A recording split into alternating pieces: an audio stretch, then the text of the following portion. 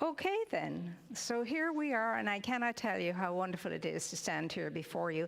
I feel like Jesus at the Last Supper when he said, with desire, I have desired to eat this meal with you. So with desire, I have desired to be here with you.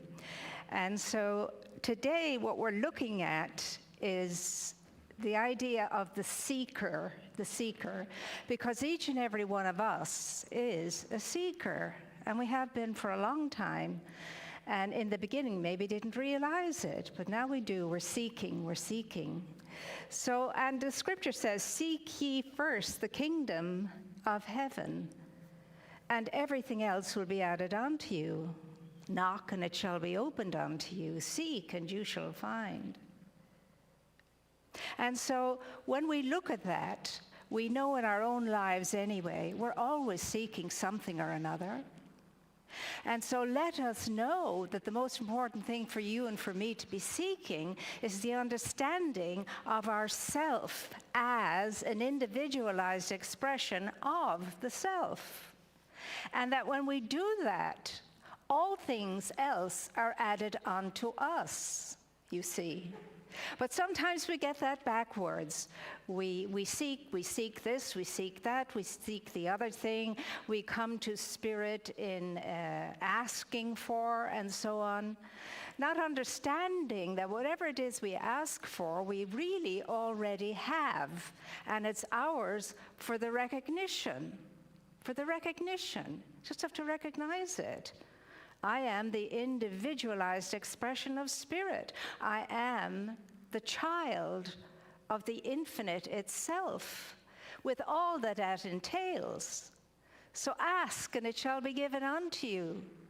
Seek, and you shall find. Knock, and the door will be opened unto you. I mean, how often do we hear these expressions or read these expressions in our spiritual reading? But how deeply does it go into our very soul? Because that takes care of everything. Knock, ask, seek. And it is ours for the knowing and the identifying with. Everything our heart desires is available to us as long as it is on the side of what is good and whole and wholesome. And of course, that's where we're coming from, the whole, the wholesome, and the good. That's why we come here. That's why we embrace a spiritual, wonderful, amazing teaching and practice. And we have to remember the and practice. Sometimes that's forgotten. So,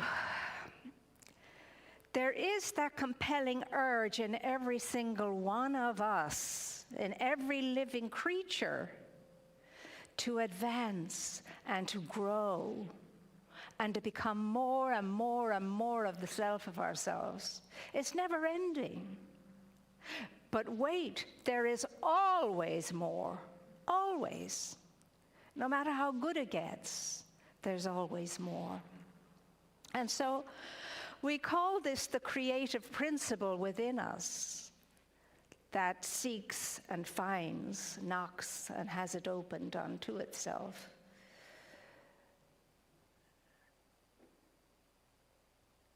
And yet, we find ourselves so needy at times.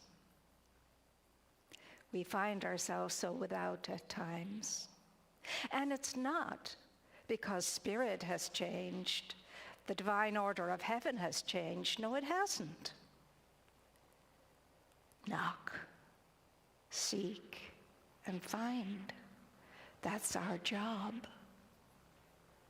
And if we stop doing that, we're going to find ourselves missing out on much. But of course, in order to be able to do that, you and I must have a deep spiritual connection with our source.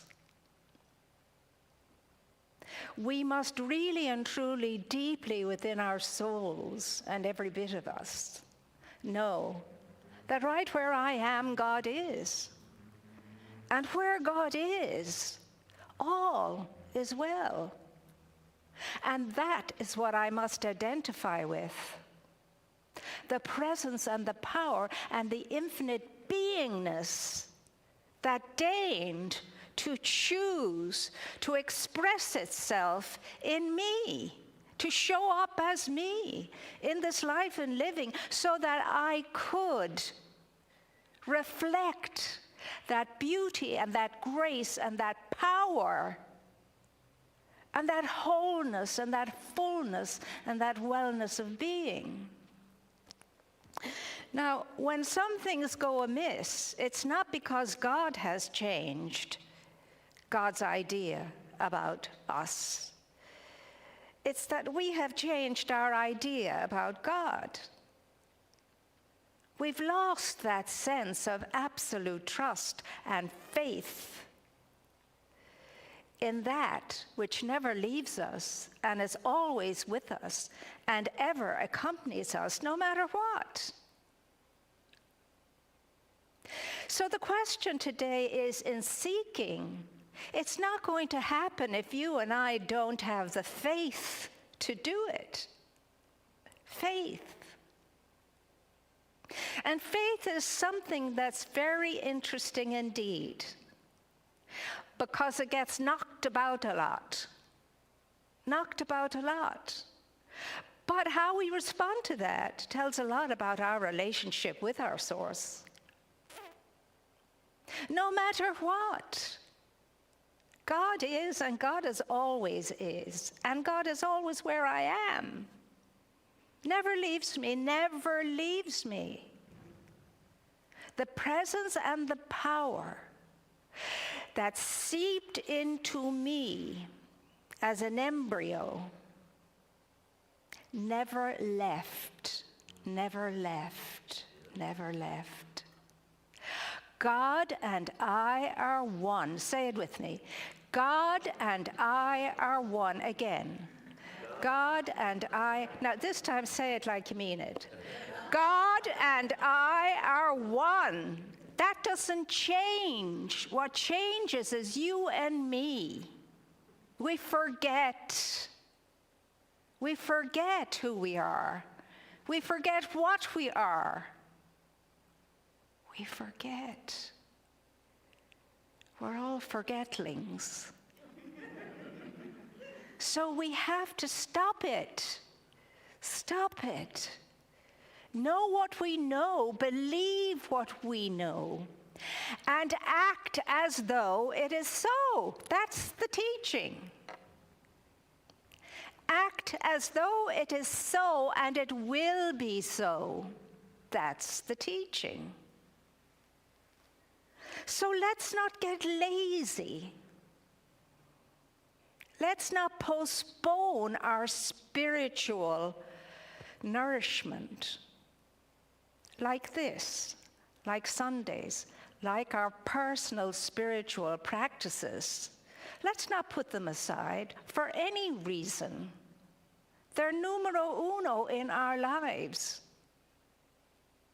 I can put aside everything else, but not this, not my relationship with my source, not my interaction with my source, not my communication with my source every single day and throughout the day. Because that's what keeps us strong in our faith. That's what keeps us going. That's what provides all that we need in order to flourish and to thrive. And who does not want to flourish and to thrive? That's common to all human beings, to flourish and to thrive. And when we don't, we're miserable. Have you noticed that? We're miserable. And God knows it's hard to live with a miserable person. That interaction is muy difícil.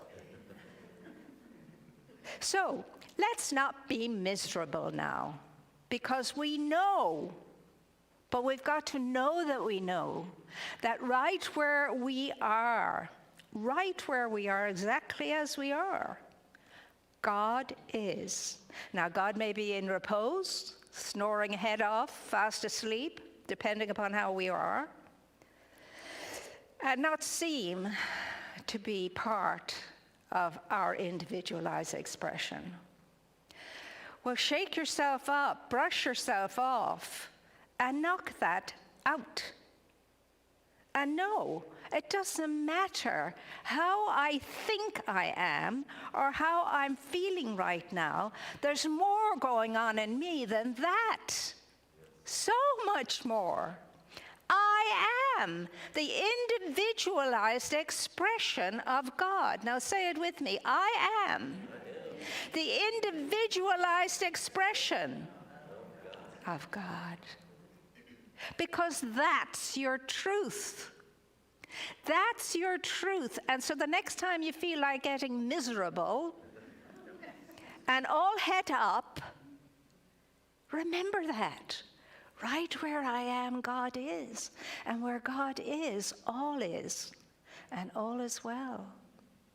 If you and I could keep that going within us throughout our day, throughout our evening, throughout our night, if need be, there would not be one bother on us. There wouldn't. Because you and I would be living in the presence of Spirit. And again, where Spirit is, all is well. Say it with me, where Spirit is, all is well. So that's why you and I do have to shake ourselves up, brush ourselves off, and start all over again very many times. This could be a song and make a lot of money. We've got to do it. Keep coming back to ourselves, seeking ourselves, coming back to ourselves, knowing this is not me right now as we misbehave ourselves. This is not me right now. This is not who I am. This is not why I came here. This is less than what I know, and I know a lot, and you do. So throughout the day, you and I have to keep leaning into Spirit, offloading the gunk, leaning into Spirit. When we forget ourselves, and when we forget who we are, and when we don't like ourselves sometimes. Yes, believe it or not, there are some people who don't like themselves sometimes. And that is a terrible thing to do to ourselves. Because all the time, there is that one within us. There is that power, there is that presence that's loving us all the time, wanting our good all the time, only wanting good for us all the time. Now, you're not going to know that, and I'm not going to know that if we don't develop a close relationship with our source. We can't ignore our source and then expect every single good thing to happen to us. No. That's the seminal relationship in our lives, the one I have with my source. And everything else flows out of that.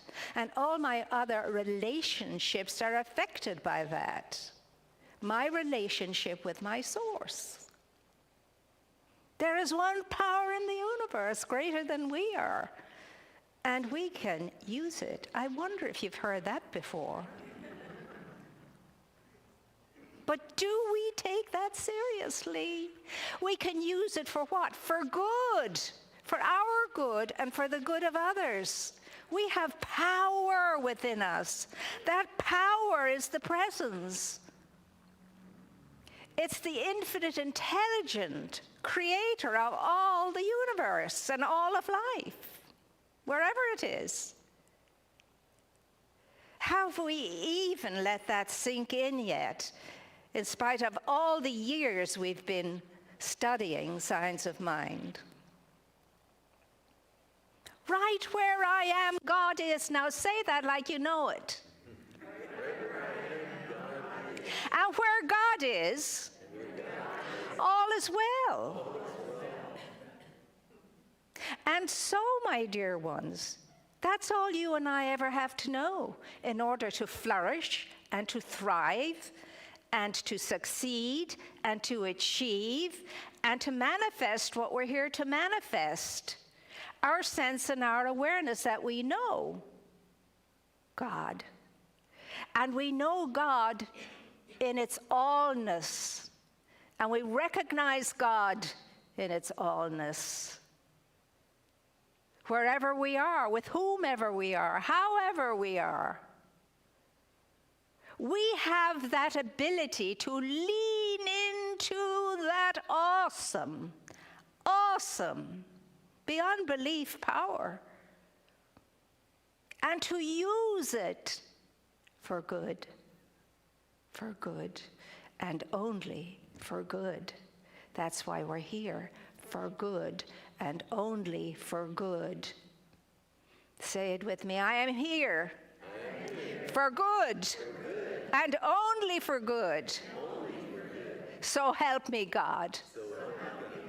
And God helps. God is a very real and present help in your life and in mine. But we cannot forget that. And we forget that every time we slip into the nonsense of worry and concern. We've completely forgotten. I'm not doing this alone. You're not doing this alone. We couldn't. God knows we couldn't. That's why God is a very real and present help within us, around us, about us, above us, below us, wherever we are, with whomever we are, however we are.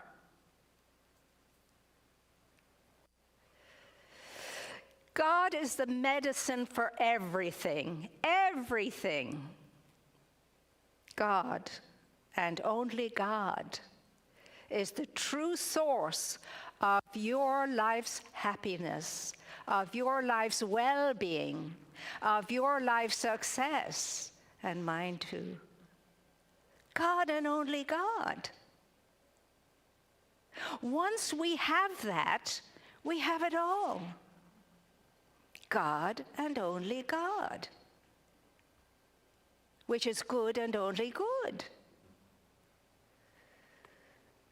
So if there's anything going on in anybody's life right now, and I know there's enough going on in my own, we can take solace, we can take comfort for waking up and remembering what this teaching is all about. There's a power for good in the universe, and you can use it. And how you use it is through the way you think and the way you feel.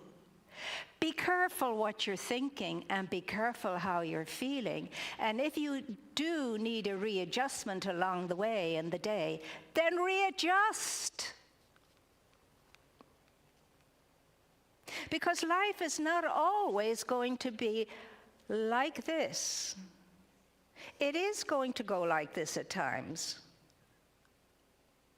And at that time, you and I need to have our wits about us, our spiritual wits about us, and have our wonderful spiritual tools at hand, and really begin to live the teaching. We have a great teaching. It's an amazing teaching. And so that's why you're here today. There's something in you that draws you to more. And I'm not talking about stuff and things. God knows you've enough stuff and things. And so have I. The more I'm talking about is the more of ourselves. Getting in touch with the more of ourselves. And the raising of that more, and the expanding of that more. And as I do that within myself, the world is raised, and the world expands. That's how consciousness works. You and I are so very, very blessed that we have at least had enough spiritual gumption to get ourselves here. To find the science of mind, which is the science of soul. It's the signs of life. And to be the very best of ourselves. And you know, when we're not the very best of ourselves, we're miserable. We really are. You ever heard yourself saying to yourself, that's not you. Come on now. Shake yourself out of it. That's not you. Get it together.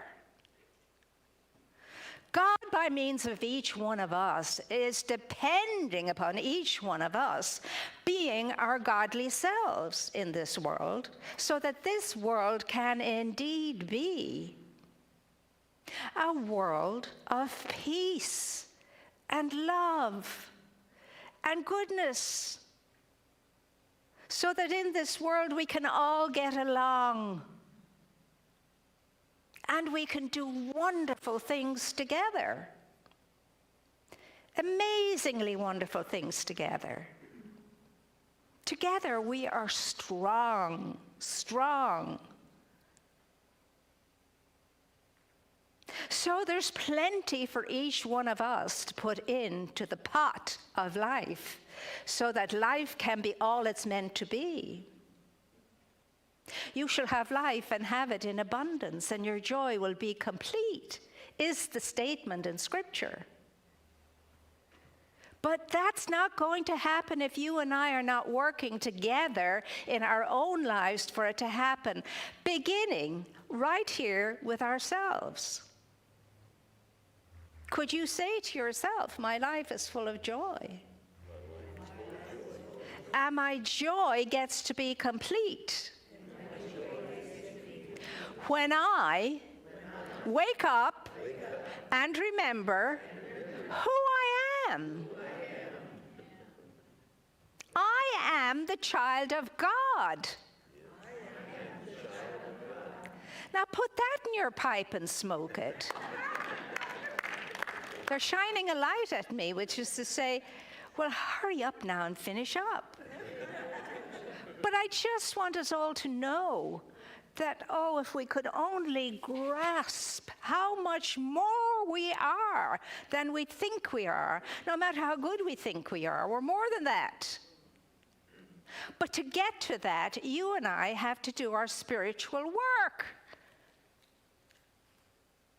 And to do our spiritual work, we must know first and foremostly who I am, what I am, and how I can be.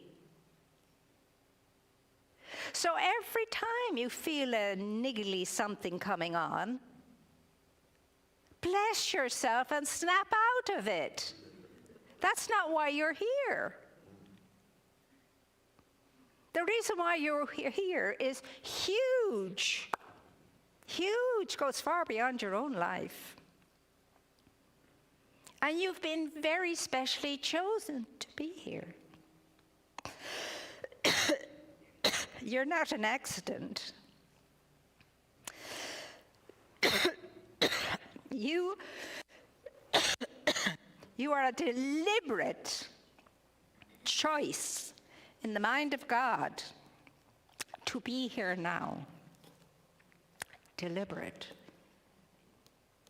And you came in with a very special part of spirit within you. There you are, punctuated by sneezes and coughs. No better way to punctuate. So you are amazing. You truly are. Now, I know it's not often you sit down and tell yourself, I'm truly amazing. Or look in the mirror and say, oh, am I not awesome? The power and the presence of spirit on this plane. I know you don't often do that. But maybe if you did, your life would be better. Let's do that. Your life would have more of the great goodness of all of life. And we're not here to be miserable, although sometimes you wouldn't know that when you look at some people going around. We were never meant to be miserable here, never. I have come that you may have life and have it in abundance, Jesus said. And he's speaking the words of the Father. And he's speaking in the spirit of the Holy Spirit. I have come that you may have life and have it in abundance. There's nothing wrong with abundance. So get your head around it, get your heart into it, and get your butt out there and be it. And that's the thought for today.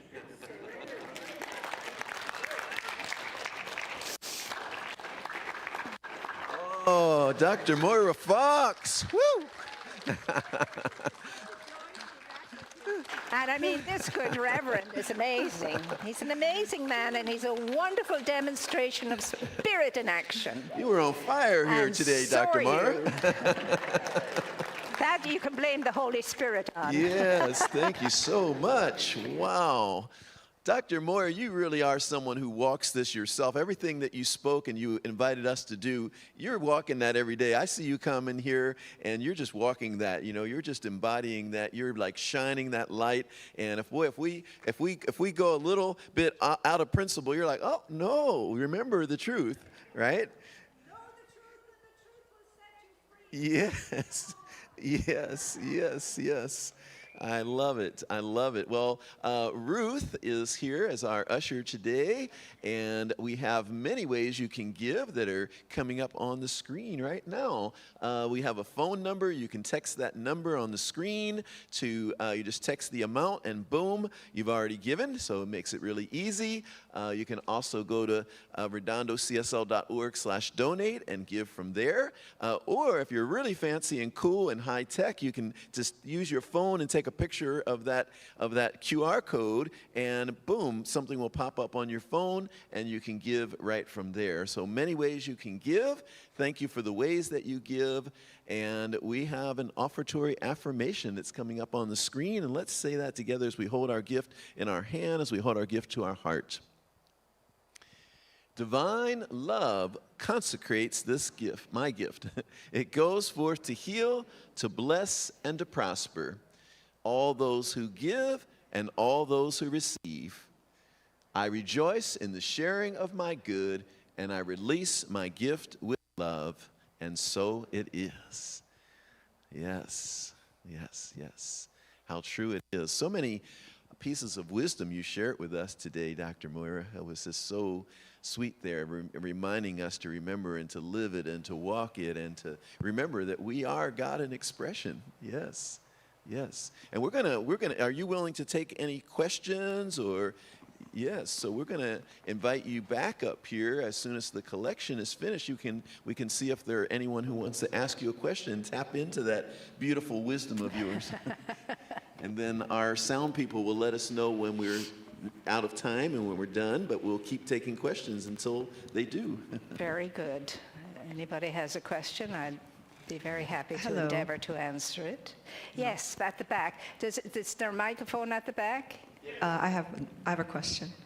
My name is Robin, and I just want to let you know really quickly. Yesterday, I went for a walk in Redondo Beach, and I was talking to Spirit. I'm over here. Hi.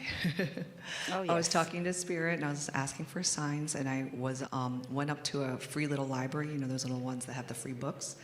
I opened it up, and I looked in, and there was like a little CD there, and I picked it up, and I was like, oh, that's so funny. It's from the Redondo Beach Spiritual Center.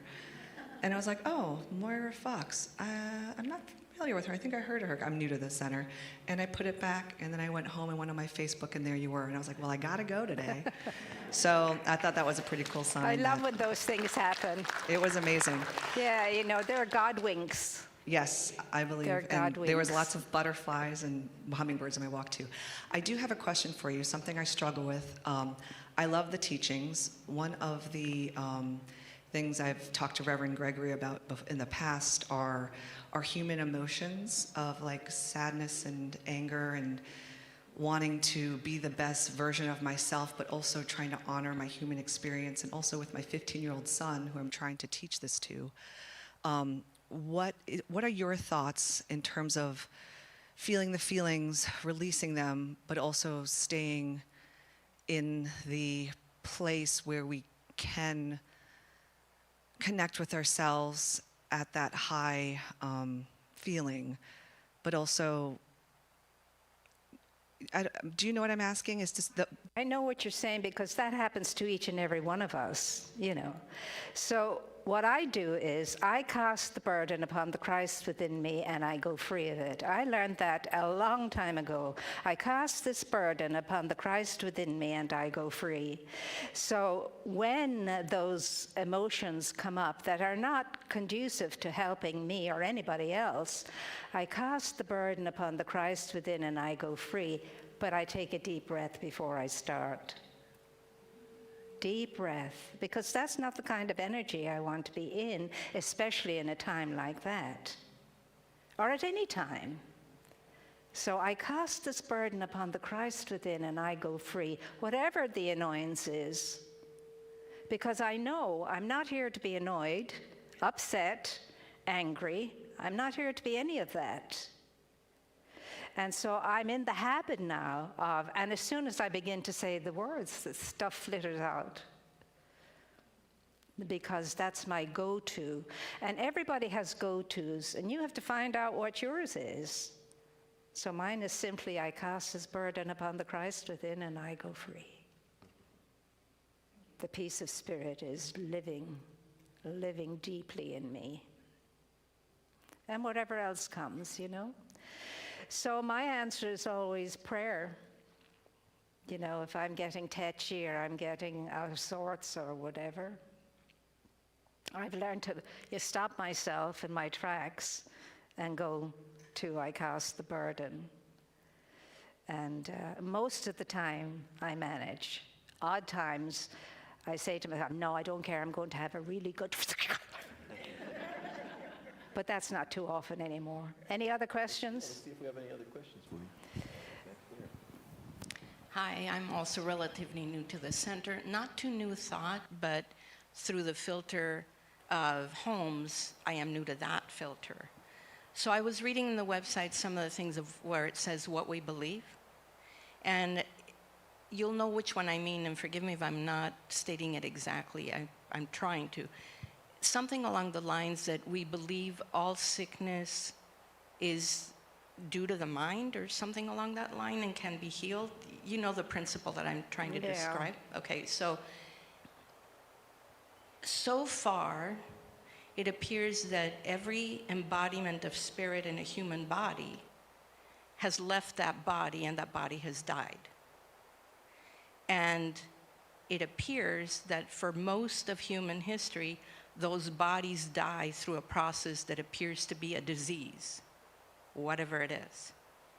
So is the contention or the implication that every single one of those bodies that died through a process that appeared to be what we call a disease, a failure of mind? Or is the teaching such that even though we live in bodies that have an end point in theory, apparently, and there's such things, you know, to whatever degree science has actually discovered the order that is in the universe, the length of the telomeres in the cell can dictate longevity, et cetera, but irrespective of that. So when one is faced with a disease that can end up in ending the life of that body, are we to think that we have failed because the disease is present?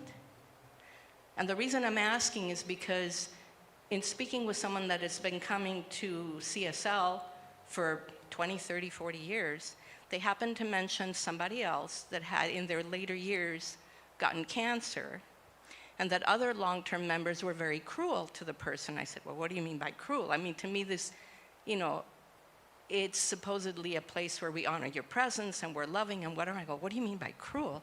Let's hear Dr. Moira's answer here. they kept saying, well, snap out of it. Well, snap out of it. Like, you know, well, you're failing at the teaching. So what is the underlying here that we are to do with aging bodies and death? Thank you, Lita. Dr. Moira, what do you want to say? Well, Linda, you have two questions there, and each one of them go on forever. But anyway, to begin with, death is a natural way for you and for me to transcend this life. It's a promotion in a way.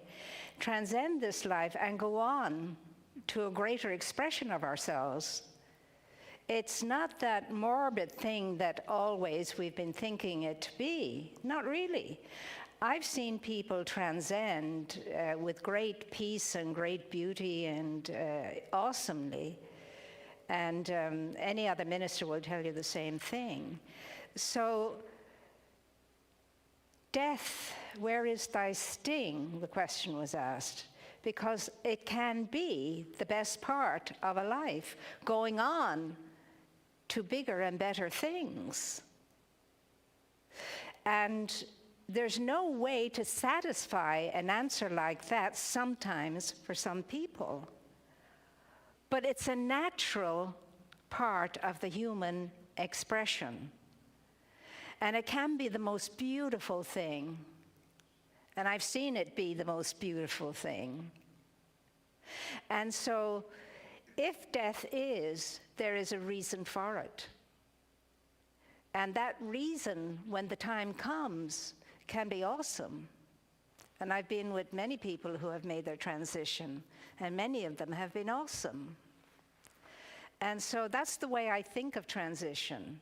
It's the next step in unfoldment, in our evolution, our spiritual evolution. Can I say something, Dr. Moira? Yes. I just want to share, because I think it's really important what you're bringing up, Lita. That's an old way that people in Science of Mind used to look at the whole concept of, and it's something I highly discourage. The principle should never be used to condemn ourselves, right? The principle, like Dr. Moira said, we're all going to leave here one way or another, whether it's through a disease or it doesn't have to be through a disease. It could just be we are sitting here. I could foresee myself sitting in meditation, be like, take my last breath and be done, right? But sometimes, we don't really know. I don't really know how it's going to happen, right? So no, we don't want to condemn ourselves because, the disease comes about maybe to facilitate, as Dr. Moira said, our going to the next dimension. But no, we never want to use it to condemn any. We use the Science of Mind not to condemn ourselves or to condemn others. We use it to step into an expanded expression of our life. Yes, Dr. Moira? Yes, and we all can help each other when it comes to these topics and subjects, But there's no use getting morbid about anything. Science of Mind has nothing to do with morbidity. Nothing. Quite the opposite. And it's not something we all want to dwell on exactly, death. And yet, sometimes we do. Death, where is thy sting? Because on the other side of it, there's such awesomeness. And I'm knowing for each and every one of us, that's going to be the case for all of us here in this room, awesomeness, yeah. But to get there, you and I have to be true to the principles of what we take into ourselves and what we know and what we believe. We have to be true to those principles. And those principles can come from any religion if you're really living the religion. And so we are knowing that life is an expansion and it is a continuum of unfolding and unfolding and unfolding and unfolding and unfolding. And the best is always yet to be. That's what we're knowing. The best is always yet to be. But of course, when that point comes, how we've lived our lives will make a big difference. And so we're going to know that we'll be ready, and more than ready for that point when it comes, because we know that God is all there is, and there is only God, and life is always evolving and becoming more of itself. So thank you for the question. Any other question? I think we have time for... The other part of the question, which I think is also really critical, is just like in the question from this wonderful mom wanting to teach her child the principles. I guess the essence of that question is when any of us is faced with another person, whether they're a member of CSL and are familiar with the teachings or not, ought it not to be more supportive that instead of, like this other member mentioned, cruelly telling someone, snap out of it, that's not you, that if we choose to remind them that they have another way to view the current suffering they may be in, or the current challenge, or whatever aspects around that, an illness or anything, any circumstance, but especially, aging bodies and illness, that we clear our own energy first, and then be supportive of them in a loving reminder rather than in a judgmental reminder. Thank you, Lita. Yes. Yes. I want to also move the mic around the room here because we're coming to the end of the time. So, Dr. Moira, anything else you wanted to say about that? Well, just to that, I would say what we need to be saying is snap into it, not out of it. We're not here to scold each other. We're not at all here to scold each other. We're here to uplift each other. So what you do is try and endeavor in what way you're, either through treatment or whatever way, to get the person to snap into something more than that, and to soothe and comfort them. Yeah, we're not here to spank people. We're here to soothe and comfort. Are there any other? Yes. Are there any other questions?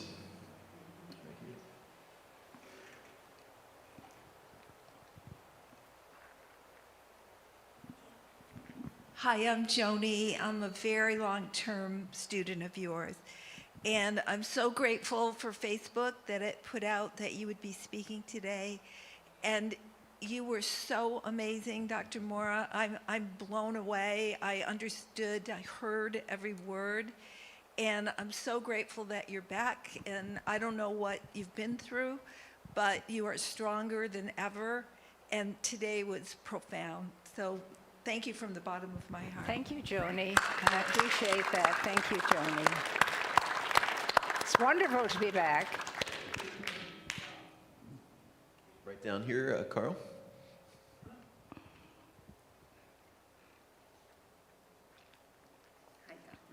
Hello, dear. It is so wonderful to see you again, and what an incredible sermon. Thank you. So we have a consequential election coming up next week. The most consequential of my lifetime. I'll be 60 next month. And I find myself going into panic sometimes, and other times I try to remind myself, snap out of it, and vibrate with the person and people I want to be in office, from the president to the lawmakers. So any suggestions what to do when I dive down into that panic and fear? Anybody else diving down into that panic and fear? Yeah, there are quite a few of us here, I think the most important thing we can do is to honor and trust the infinite intelligence of spirit, and to know in our hearts, first and foremostly, that America is always going to be strong and taken care of divinely, and it's always going to be that initial idea that started it in the very beginning, and to trust the power of all of the great ones that have gone before us with regard to the country and what the country has come to now. And we're knowing that God really and truly is the only authority. And that if each one of us as individuals believe in God as the only authority and power, and that God is a God of love and life and peace and beauty and all that is good and whole and wholesome for this country, that's the kind of a person we want in power, if we all just keep knowing that God is the real influence in all of this, and should by any way your choice not be chosen, you have to still keep knowing that. You have to keep still knowing that America is America, and America is always going to be America, and there's no person, place, or thing that can spoil the original idea of America. Because that's the power of America, because God is in the very midst of it. God is the power in America. And so what you have to know is that faith is what makes things happen. Faith. And whoever gets in, we're all going to know that America is always going to be in a progressive mode, always on the side of right and always on the side of life.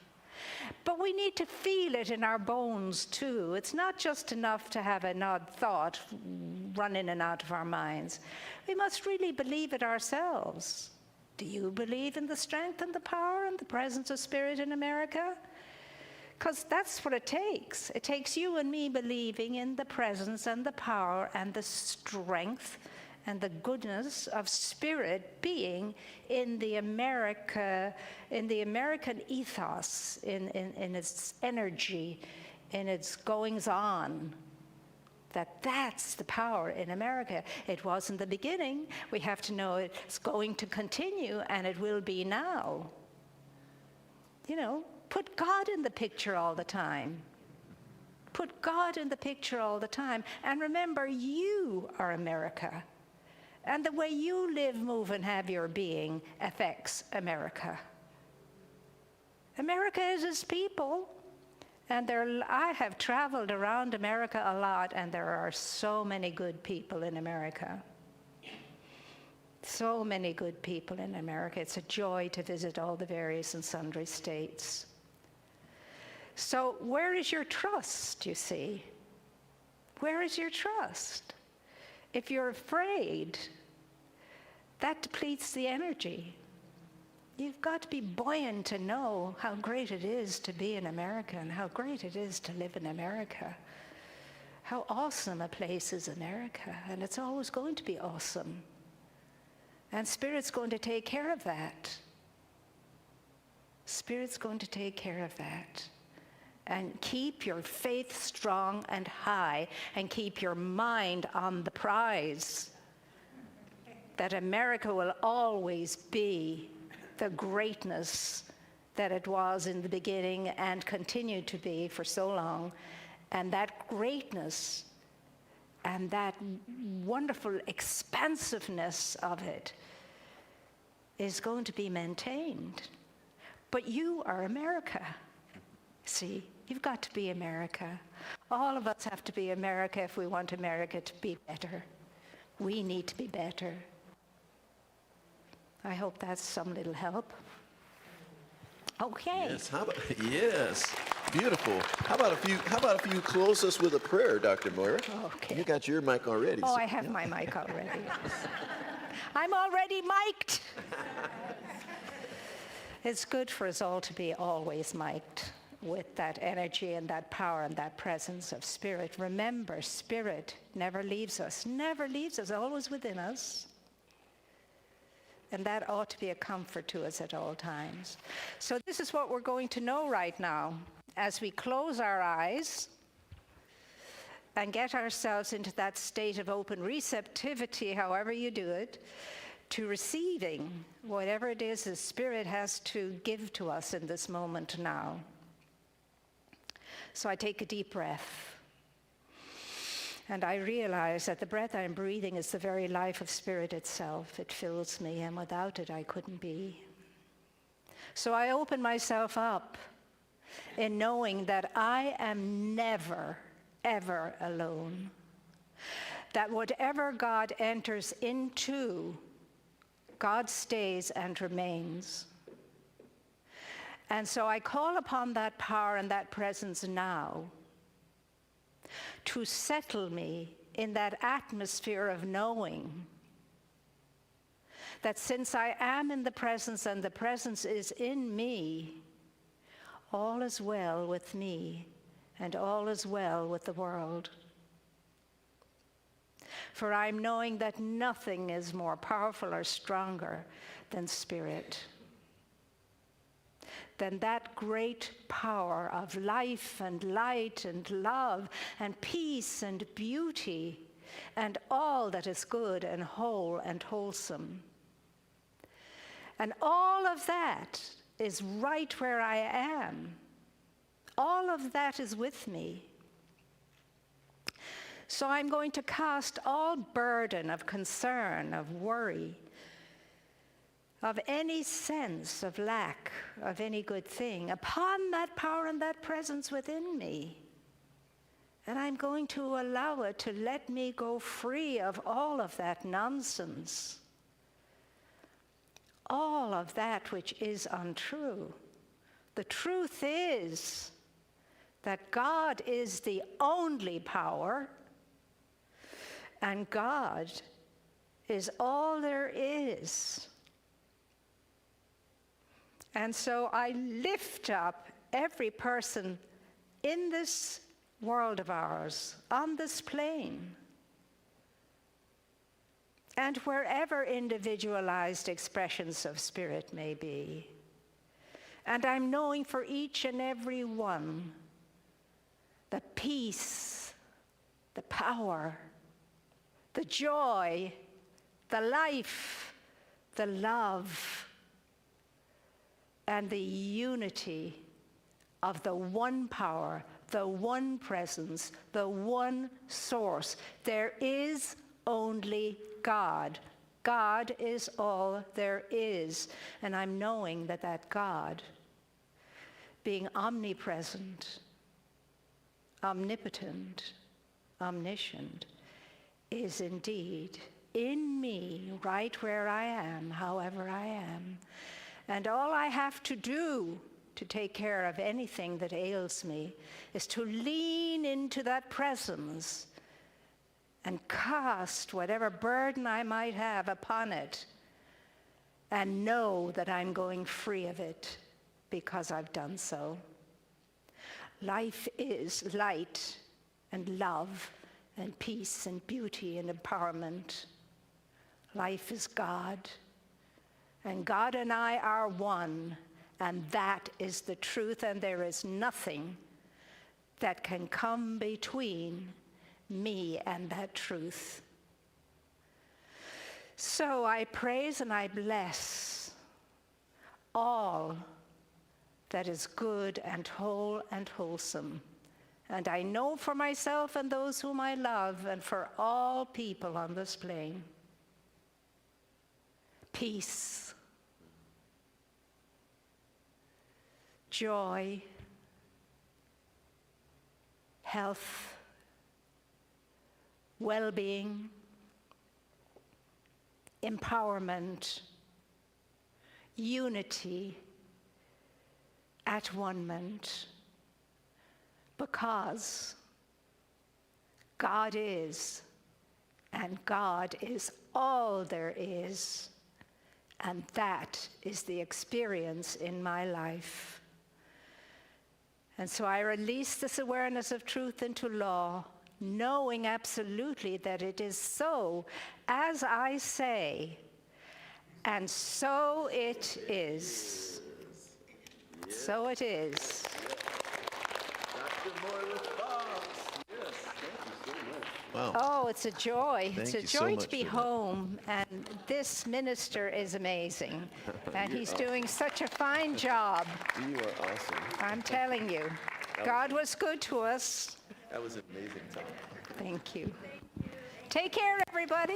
Enjoy the rest of the evening.